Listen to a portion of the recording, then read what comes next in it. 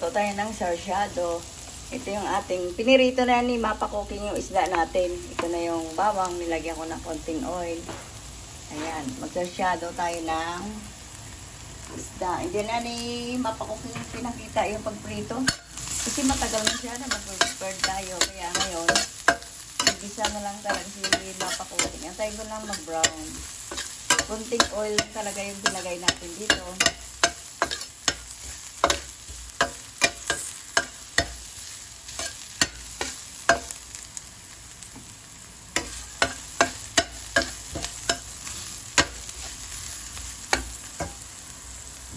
Lagyan na natin siguro yung yung sibuyas natin. Alam mo pa pang lasa dito ni Mapa Cooking, konting patis, konting tuyo, ilagay ko dito sa sarsyado natin. Lagay natin yung ating sibuyas.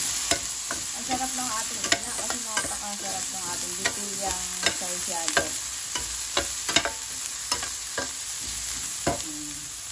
Lagyan na natin yung ating kamatis. Malapit lang yung ating kamatis. Ganyan lang. Ilusakin na natin ito yung ating kamatis. O, mayroon akong adobong manok. Ayan, sabay ni Mapa Cooking. Sabayan natin ng laswa. O, dami ng ulam si Mapa Cooking at dito yung balai ko. Nagluto ako ng laswa. Kasi yan ang gusto yung gulay. Halo-halong gulay. Tawag sa Ilonggo, laswa. O, dito naman. Dito lang dito naman sa atin. Lagyan natin ang patis. Ayan lang. Ang pagluto ni Mapa Cooking sa atin. Antayin lang natin to madurog talaga yung ating kamatis. At saka natin lalagay yung isda. Saglit ito. Lagyan natin mamaya ng water. Balikan natin. Pag nadurog na, tsaka natin o nalusak na, lagyan natin ng water. Yan, isang baso lang yan. Nalusak na yung ating sarsyado.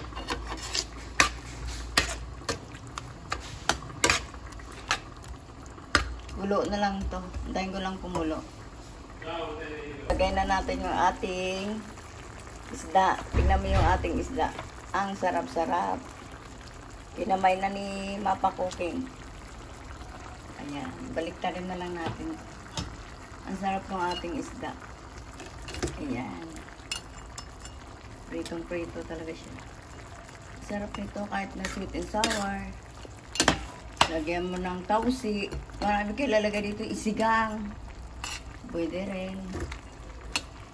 O, diba ang sarap ng ating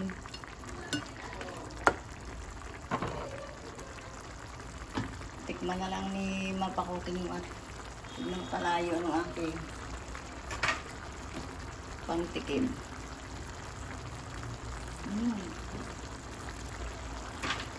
Kunting patis na lang. Okay na yung ating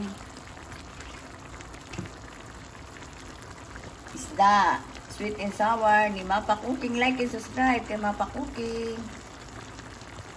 Okay na yung ating sarsyado. Hindi pa palang nalagay din Mapa Cooking yung ating daong sibuyas para mabango. Habang kinakain natin yung ating daong sibuyas. Ayan. Titikman na lang ni Mapa Cooking.